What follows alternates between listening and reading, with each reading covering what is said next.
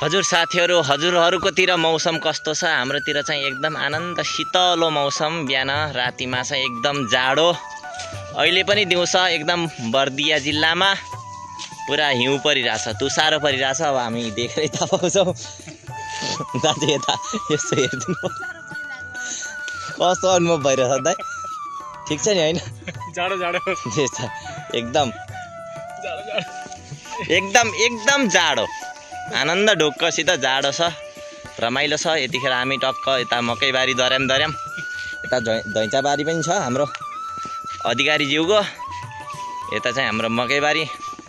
हामीसँग हाम्रो गोरी दिदी पनि हुनुहुन्छ टक्क लाएर। अब जिन्दगीमा केही गर्नुपर्छ भनेर अब घाँस काट्न सिक्छु म पनि भनेर आउनुभएको छ।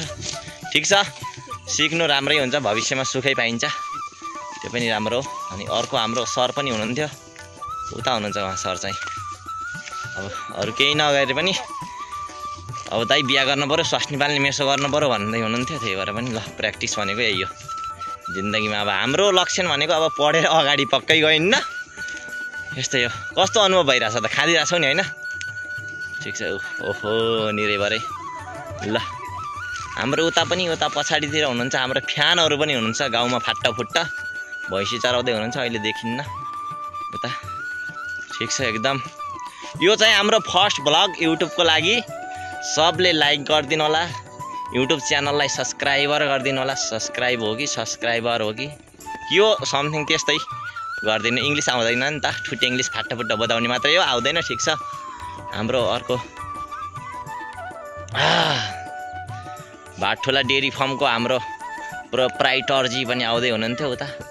देखाइदिउँ कि भिडियोमा भनेको, अब उतै हुनुहुन्छ। ठिक छ, रमाइलो छ। ए दिदी उहाँ फेरि ए दिदी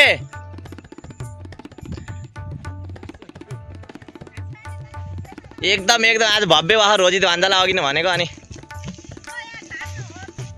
ल ठिक छ ठिक छ ठिक छ। यता टक्क यहाँ भिडियो नै भ्याइएन क्या तपाईँ नआउने बेलासम्म। अनि ल ल ठिक ल, घाँस काट्ने एकदम ठिक छ। उहाँ चाहिँ हाम्रो लगभग भाटोला आइडीबाट लगभग भाइरलै हुनुहुन्छ, त्यस कारणले गर्दा सबैले चिन्नुभयो होला। ठिक छ। हो निरै बर्खा पनि लाग्यो अब। अनि दिदी कति गर्मी त भएन नि होइन? उता मालदाले हेर्नु न, यदि गर्मी भएछ भने पनि मालदाले हेर्नु न डक्क।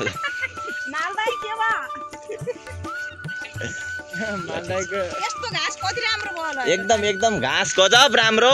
अब भैँसीले अब फेरि अब भोलि फेरि काल्टिन भरेर दुध लथालिङ्ग हुने होला।